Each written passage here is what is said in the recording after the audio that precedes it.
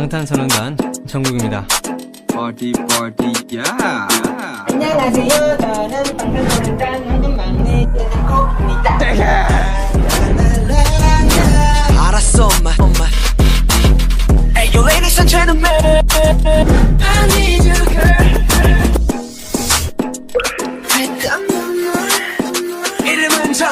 이름은 정국 Night apple is poison apple You are the cause I know you for me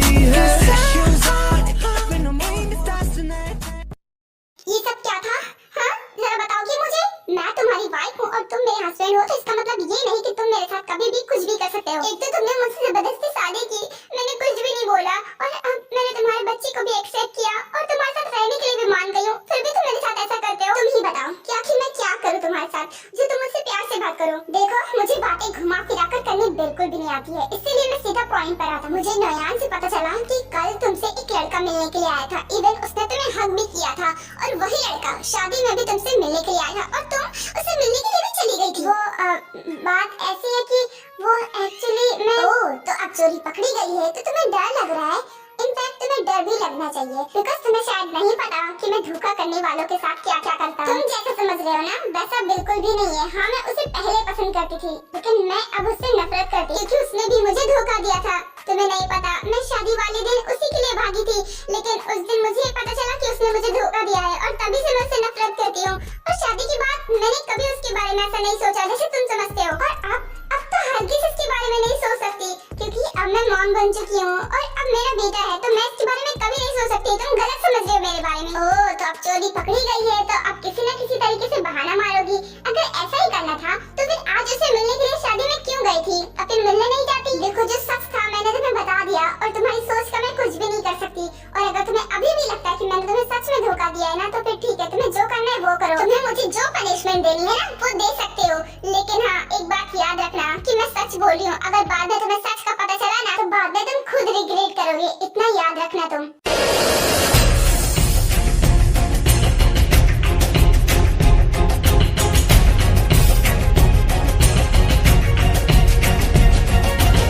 okay fine, एक बार फिर तुम पर यकीन करके तुम्हें माफ कर रहा हूँ और आज के बाद ऐसी गलती नहीं होनी चाहिए। देखो, मुझे नींद आ रही है, मुझे सोना है। क्योंकि इतना प्यार तुमको करते हैं हम, क्योंकि इतना प्यार तुमको करते हैं हम, क्या जान लोगे हमारी सनम, क्योंकि इतना प्यार तुमको करते हैं हम, क्योंकि इतना प्यार तुमको। देखो, अब मैंने तुम्हारी बात भी मान ली और तुमसे शादी भी कर ली। अब बताओ ना कि मेरे मॉम डैड कहाँ हैं? क्या वो ठीक है? चिंता मत करो, तुम्हारे मॉम डैड सही सलामत तुम्हारे घर पर हैं।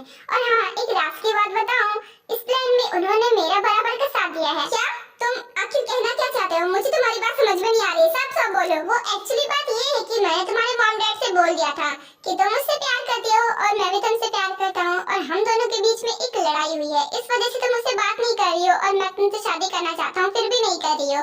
तो इसीलिए तुम्हारे मॉम डैड ने मेरा साथ दिया। वो खुद किडनैप हुए थे मेरे पास और उन्होंने ये शादी भी देखी थी, तुम्हें पता नहीं चला। झूठ बोले तुम, एक नंबर के झूठे हो। मैं तुम्हारी बातों पर यकीन नहीं करती, मेरे मॉम डैड मेरे साथ ऐसा कभी नहीं कर सकते। अरे, इसमें भला तुम्हारे मॉम डैड ने गलत ही क्या किया है? अब उन्हें तो यही लगता है ना कि हम दोनों एक दूसरे से प्यार करते हैं और तुम गुस्से की वजह से मेरे साथ शादी नहीं कर रही हो, तो बस सिंपल, इसीलिए उन्होंने मेरा साथ दिया तुमसे शादी करने को। अब वो सोच रहे हैं कि तुम मेरे साथ हैप्पी हो। नहीं, झूठ बोल रहे हो तुम। मेरे मॉम डैड मेरे साथ ऐसा कभी नहीं कर सकते।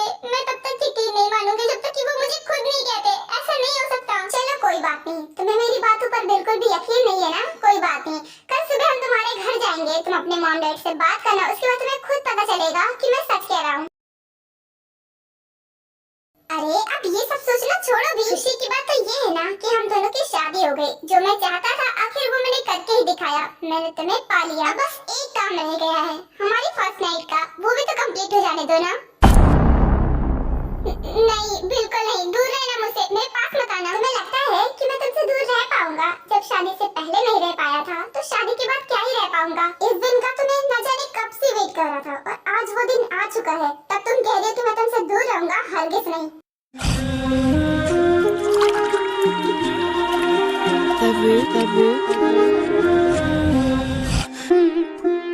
रात का नशा अभी आँख से गया नहीं।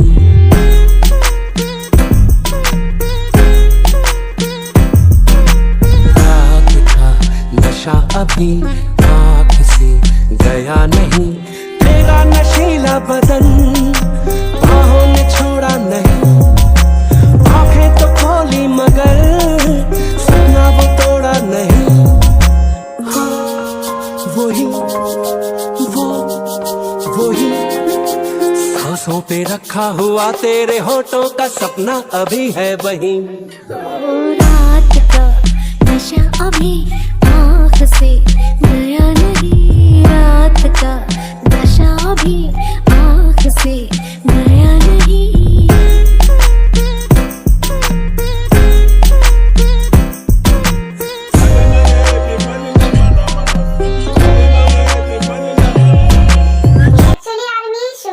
पेरेंट्स को झूठ कहा था कि वो दोनों एक दूसरे से बहुत ज्यादा प्यार करते हैं और ते अभी उससे नाराज है, इसीलिए वो उसे शादी नहीं करना चाहती है। इसीलिए ते के पेरेंट्स ने शुगा का साथ दिया, बिकॉज ते के पेरेंट्स अपनी बेटी की खुशी के लिए कुछ भी कर सकते थे। इसीलिए उन्होंने शुगा का साथ दिया और उन्होंने छुपकर इनकी शादी भी अटेंड की।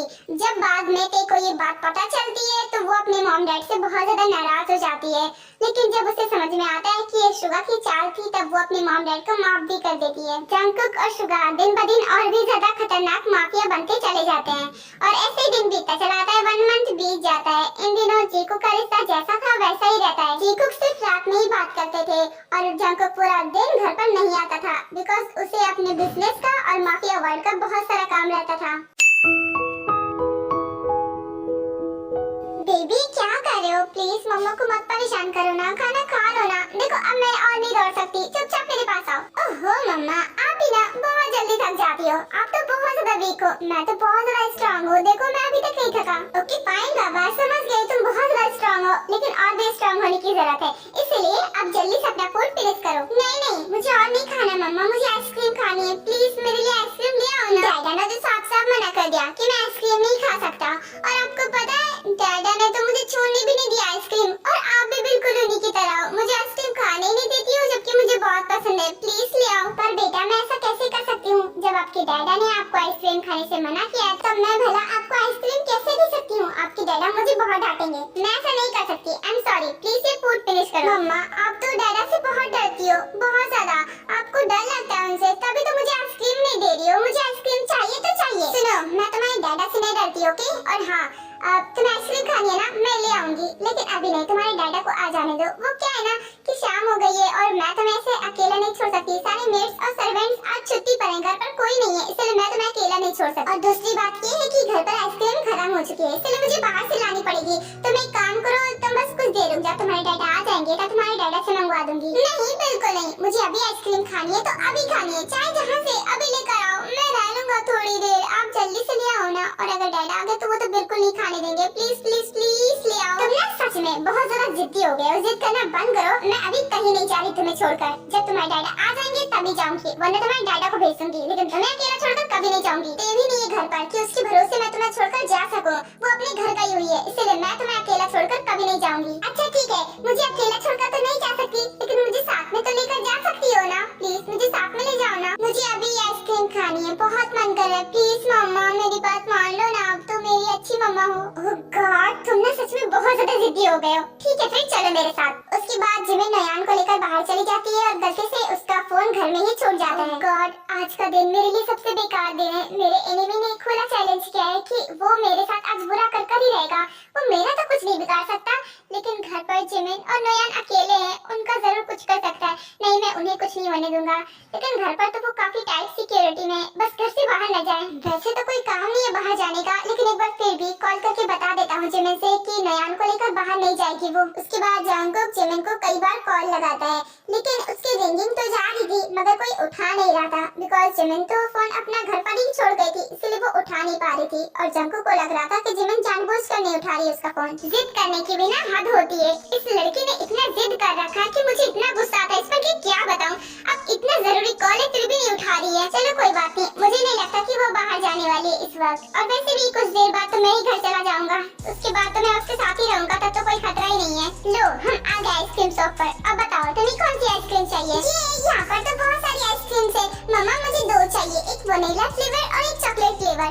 गॉड, दो आइसक्रीम चाहिए। ओके फाइन, आज के लिए सब कुछ मिलेगा। चलो दोनों आइसक्रीम दे देती हूँ। उसके बाद जिमिन नोयान को उसके दोनों आइसक्रीम लाकर दे देती है। बेटा आप 2 मिनट यहीं रुको, मैं पे करके आती हूँ, ठीक है? ओके मम्मा आप जल्दी जाओ, वो क्या है ना मेरी आइसक्रीम पिघल जाएगी, मुझे घर जाकर खाना भी तो है ना। ओके फाइन, समझ गई, तुम बहुत ज्यादा एक्साइटेड हो आइसक्रीम खाने के लिए। ओके 2 मिनट रुको, मैं 2 मिनट में आती हूँ। इतना बोलकर जिमिन शॉप के बाहर रखे हुए बेंच पर नोयान को बिठा देती है और पे करने के लिए शॉप के अंदर चली जाती है। ये लीजिए भैया आपके पैसे।